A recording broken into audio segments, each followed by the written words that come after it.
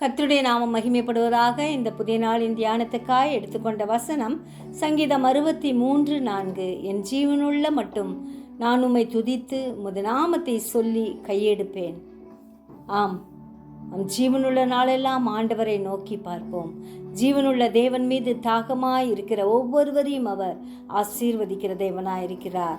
நான் உயிரோடு இருக்கும் மட்டும் கர்த்தரை பாடுவேன், நான் உள்ளளவும் என் தேவனை கீர்த்தனம் பண்ணுவேன் என்று ஒவ்வொரு நாளும் சொல்லுவோம்.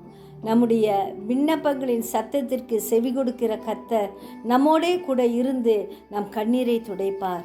என் ஜீவனுள்ள நாளெல்லாம் நன்மையும் கிருபையும் என்னை தொடரும், நான் கர்த்தருடைய வீட்டிலே நீடித்த நாட்களாய் நிலைத்திருப்பேன் என்று சங்கீதக்காரனோடு சேர்ந்து நாமும் சொல்லுவோம்.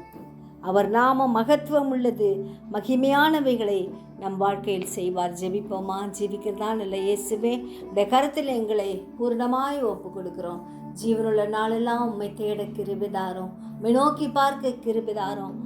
எல்லா சூழ்நிலைகளிலும் உம்மை இறுக பற்றி கொள்ள கிருபை தரும்படியாய் கெஞ்சுகிறோம். ஆண்டவரே, நான் உயிரோடு இருக்கும் மட்டும் ஆண்டவரே உம்மை பாட, உம்மை துதிக்க, உம்மை மகிமைப்படுத்த, வாழ்த்த, வணங்க கிருபை செய்யும்படியாய் ஜெபிக்கிறேன். எங்கள் ஒவ்வொருவரையும் பாதுகாத்து கொள்ளும், இரத்த கோட்டுக்குள் மறைத்து கொள்ளும்படியாய் ஜெபிக்கிறோம். உமக்காக ஜீவிக்க எங்களுக்கு கிருபை தாரும் ஐயா. நீர் எங்களோடு கூட இருக்கிறபடியால் நன்றி செலுத்துகிறோம். தூரத்திலும் சமீபத்திலும் இருக்கும் உடைய பிள்ளைகளை பாதுகாப்பீராக. எங்களுக்கு வேண்டிய பலத்தை கட்டளையிடுங்க. உமக்காய் வாழ கிருபை தாரும். அநேக ஆத்துமாக்களுக்கு உம்மை பற்றி கூறவும் ஆண்டவரே, ஆத்துமா ஆதாயம் செய்யவும் எங்களுக்கு கிருபை செய்யும்படியாய் கெஞ்சுகிறோம். எங்கள் ஆத்துமா எப்பொழுதும் உண்மையே ஆண்டவரே நோக்கி பார்க்க கிருபை தாரும். ஆசீர்வதியும் வழி நடத்தும். இயேசுவின் மூலம் ஜெபம் கேளும் பிதாவே. ஆமென்.